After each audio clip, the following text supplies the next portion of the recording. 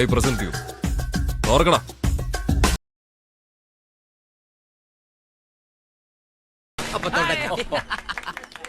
മുഖ്യമന്ത്രിയുടെ ദുരിതാശ്വാസം ഇക്കുറി അത്രയ്ക്കങ്ങ് ഏറ്റില്ല എന്ന് വേണം കരുതാൻ.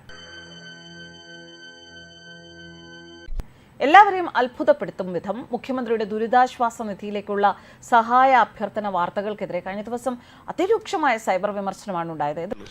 ഇതുമായി ബന്ധപ്പെട്ട് ഒരുപാട് മാധ്യമങ്ങൾ വാർത്ത കൊടുത്തിരുന്നു. ആ വാർത്തകൾക്കിടയിൽ ആയിരക്കണക്കിന് ജനങ്ങൾ കടുത്ത വിമർശനം എഴുതി. നീ ചിന്തിച്ച് തീരുന്നിടത്ത് ഞാൻ ചിന്തിച്ചു തുടങ്ങും.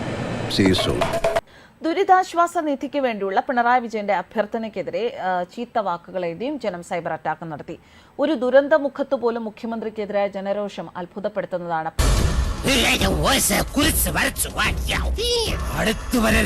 പാർട്ടി ചാനലിന്റെ വാർത്തയുടെ അടിയിൽ പോലും സൈബർ അറ്റാക്ക് വരുമ്പോൾ CPM-കാർ പോലും മാറി ചിന്തിക്കുന്നു എന്നൊരു സംശയം.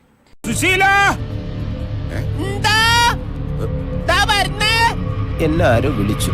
മുഖ്യമന്ത്രി അടക്കം എല്ലാ മന്ത്രിമാരുടെയും ശമ്പളത്തിൽ നിന്നൊരു ഭാഗം കൊടുത്താലും മതിയാകും എന്ന കമന്റിന് മാത്രം ലഭിച്ച ലൈക്കുകളുടെ എണ്ണം കണ്ടാൽ മനസ്സിലാകും എത്രത്തോളം മുഖ്യമന്ത്രിയെയും ദുരിതാശ്വാസ നിധിയും ഈ നാട്ടിലെ ജനങ്ങൾ സപ്പോർട്ട് ചെയ്യുന്നു.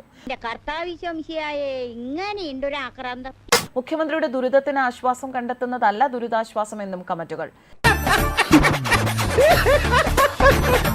പുറം പ്രളയം വന്നപ്പോൾ സമാഹരിച്ച തുക പാവപ്പെട്ടവന്റെ വീട്ടിലേക്ക് അരി വാങ്ങാൻ വെച്ചതിൽ നിന്നും അമ്മയ്ക്ക് മരുന്ന് വാങ്ങാൻ വെച്ചതിൽ നിന്നും എത്ര പേർ കട്ടതെന്നു. പറയൂ സർ, എന്തായാലും നിങ്ങൾ തന്നെ തുടക്കം കുറിക്കുക. എത്ര ചെറിയ തുകയാലും വലിയ തുകയാലും ഇത് എന്റെ വക എന്ന് പറഞ്ഞ് തുടക്കം കുറിക്കാൻ ചങ്കൂറ്റമുണ്ടോ? അത് തന്നെയാണ് ഇവിടുത്തെ ഓരോ ജനത്തിനും ചോദിക്കാനുള്ളത്. 2018 അങ്ങനെ തന്നത് മുഴുവൻ പാർട്ടി സഖാക്കൾ വീട്ടിൽ കൊണ്ടുപോയില്ലേ എന്ന ചോദ്യമുണ്ട്.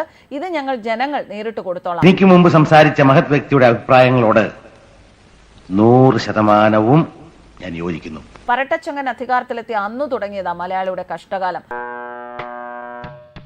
മാൻഡ്രേക്ക് വിജയ, ഒന്ന് മാറിത്തരാവോ? അപേക്ഷയാണ്. ദുരന്തമുണ്ടായാൽ മാത്രം വരുന്ന മറ്റൊരു ദുരന്തം. സാധാരണക്കാരുടെ പണം വരാൻ സാധ്യത കുറവാ. സഹായങ്ങൾ ജനങ്ങൾ നേരിട്ട് നൽകുക. കക്കുക, മുക്കുക, നക്കുക, അതാണ് കമ്മികളുടെ ഏർപ്പാട്.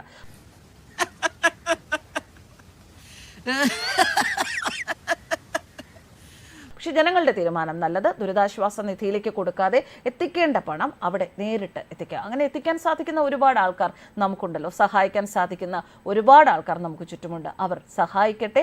ദുരിതാശ്വാസ നിധിയിലേക്ക് കാശ് കൊടുത്ത് ഇത്തവണയും നമ്മുടെ ചങ്ക് തകരാതിരിക്കട്ടെ.